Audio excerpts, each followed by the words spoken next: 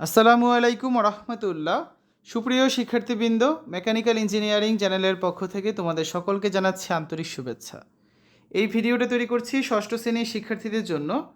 2025 সালের ষষ্ঠ শ্রেণীর তথ্য যোগাযোগ প্রযুক্তি বইয়ের দ্বিতীয় অধ্যায় তথ্য যোগাযোগ প্রযুক্তি সংশ্লিষ্ট যন্ত্রপাতি এর পৃষ্ঠা 23-এর কাজের সমাধান নিয়ে আজকে আলোচনা করব।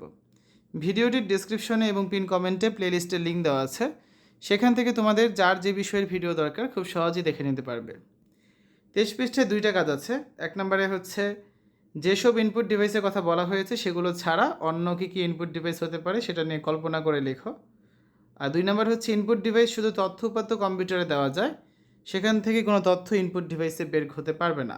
তুমি কি কোনো ইনপুট ডিভাইসের কথা কল্পনা করতে পারবে যেটা একই সাথে আউটপুট ডিভাইস হিসেবে কাজ করবে? তো আসলে দুটো প্রশ্নের অ্যান্সার দেখি। 1 নাম্বার, অতিরিক্ত ইনপুট ডিভাইসের তালিকা। এই পাঠে উল্লিখিত ইনপুট ডিভাইস ছাড়া আরও কিছু ইনপুট ডিভাইস হতে পারে, যেমন ফিঙ্গারপ্রিন্ট স্ক্যানার। এটি ব্যবহারকারী হাতের ছাপ স্ক্যান করে কম্পিউটারে তথ্য পাঠায়। 2, ভয়েস রিকগনিশন মানে কণ্ঠস্বর শনাক্তকারী ডিভাইস।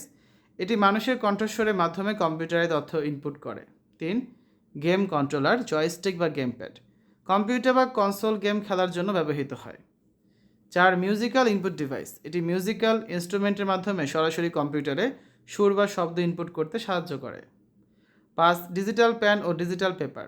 ডিজিটাল পেনের মাধ্যমে কম্পিউটারে লেখা বা আঁকা ইনপুট করা যায়। 6, 3D স্ক্যানার।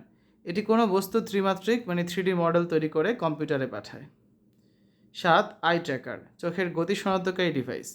এটি চোখের নড়াচড়া শনাক্ত করে কম্পিউটারে তথ্য পাঠায়। বিশেষত বিশেষ চাহিদা সম্পন্ন ব্যক্তিদের জন্য ব্যবহার করা হয়।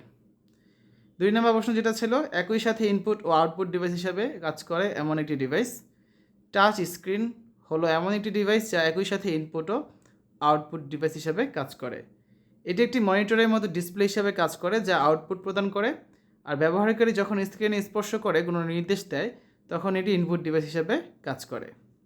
বর্তমানে স্মার্টফোন, ট্যাবলেট, এটিএম মেশিন এবং বিভিন্ন ডিজিটাল কিওস্কে টাচ স্ক্রিনে ব্যবহার দেখা যায়।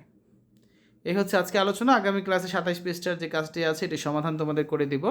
শিক্ষার্থীরা, এতক্ষণ তোমরা দেখেছো ষষ্ঠ শ্রেণীর আইসিটি বইয়ের দ্বিতীয় অধ্যায়ের 23 পৃষ্ঠার কাজের সমাধান। আশা করি আজকের এই ভিডিওটি তোমাদের কাছে ভালো লেগেছে।